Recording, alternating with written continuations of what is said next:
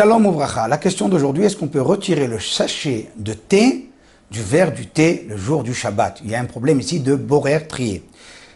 On a, Baruch Hashem, longuement parlé du thé au sujet de bichoul, la cuisson.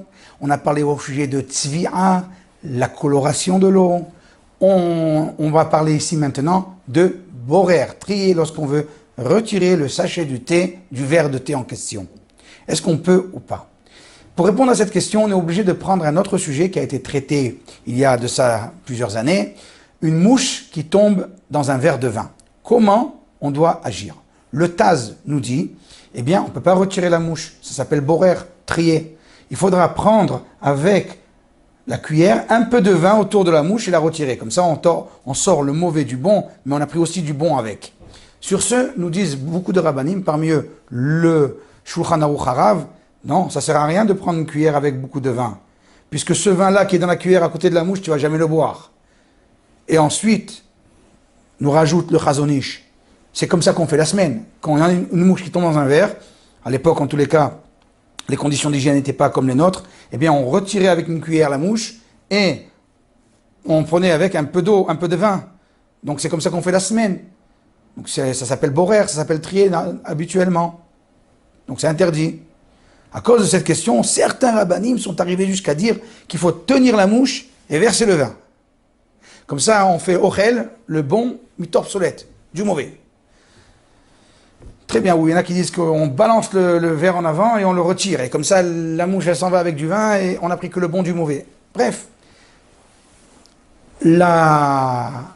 Sur ce, nous dit le Mahari Tatz. Mahari Tatz, c'était un rab il y a 200 ans à Yerushalayim.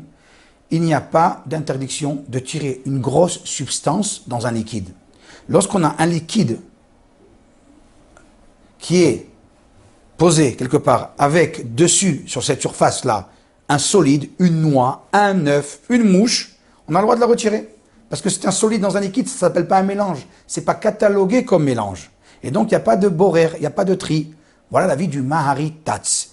Lorsqu'on fait le calcul, on voit que la majorité des rabbanim pensent comme le Mahari Tatz dans son idée.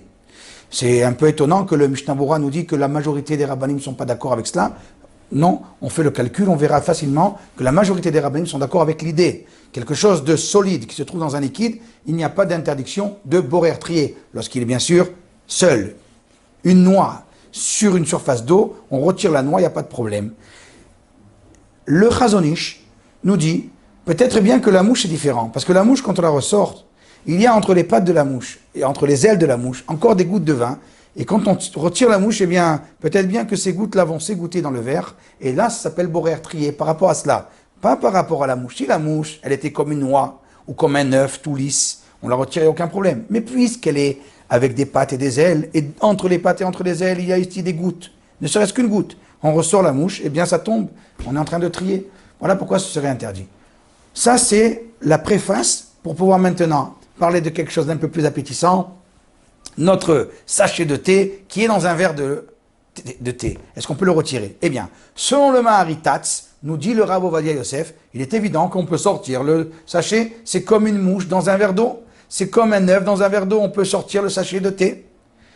Par contre, selon le Mishnah Berurah, il est mieux de prendre avec ce sachet de thé un peu de thé avec la cuillère. Et le Rav Yitzhak Nosef nous dit bien que celui qui essaye de faire ça, tavo alav bracha, c'est bien. Celui qui fait ça, mahmir, celui qui est mahmir, il dit, c'est bien si tu veux le faire, kol hakavod, mais on n'est pas du tout obligé de prendre avec la cuillère un peu de thé. Puisque, comme on l'a dit tout à l'heure, on se fonde sur la vie du Mahari Tatz, ce Rav-là de Yerushalayim il y a 200 ans, qui nous disait qu'il n'y a pas d'interdiction de trier quand il y a un solide dans un liquide. Mais il y a un autre problème maintenant.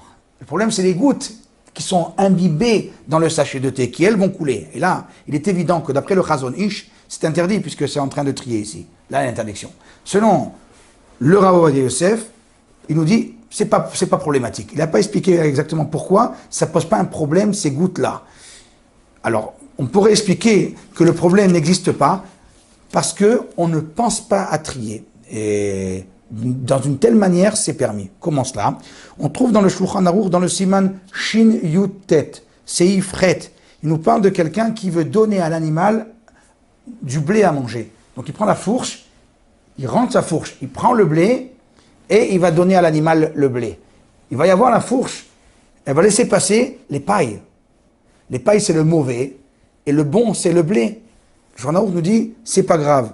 C'est permis. Afalpi shenofel obsolète derech nikve agvara, bien que la paille tombe avec les orifices, c'est pas grave.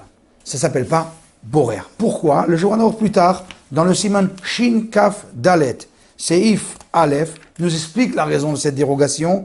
Nofel me'elav mutar kivan she'eno mechaven. Puisqu'il ne pense pas à trier, c'est pour ça que c'est permis. Donc c'est certainement l'avis de ceux qui permettent de retirer le sachet de thé tel quel, bien qu'il y ait encore des gouttes imbibées dans le sachet. Mais comme ils ne pensent pas à trier, c'est permis, comme on vient de le voir, au sujet de la paille qu'on prend pour l'animal. D'autres vont faire la différence. Il n'y a pas de rapport. La paille qui tombe, c'est le mauvais, donc je ne pense pas du tout au mauvais qui tombe. Alors que là, ce qui va tomber, c'est les gouttes de thé, c'est le bon. Donc je pense à la gousse qui tombe et je la récupère dans le verre. Et même si je ne la récupère pas quand je vais poser le sachet de thé, eh bien encore une fois, ça va couler. Et là, c'est du bon qui sort, c'est pas du mauvais. Alors là, discussion, oui, non, en tous les cas, le Rav Ovadia Yosef nous dit que c'est pas à prendre en considération et on peut être permissif à ce sujet. Voilà donc la halakha d'aujourd'hui. Le maharitat permet de sortir une grosse substance qui se trouve dans un sachet de thé. On peut sortir donc le sachet de thé comme tel selon cet avis. Selon le Mishnah Bora, c'est bien de prendre avec un peu de vin. Et donc avec le thé, prendre un peu de thé avec une cuillère, c'est bien de faire cela. Et les gouttes qui coulent de ce sachet de thé ne sont pas problématiques parce qu'on ne pense pas à ces gouttes. Kol Tuv et Shabbat Shalom.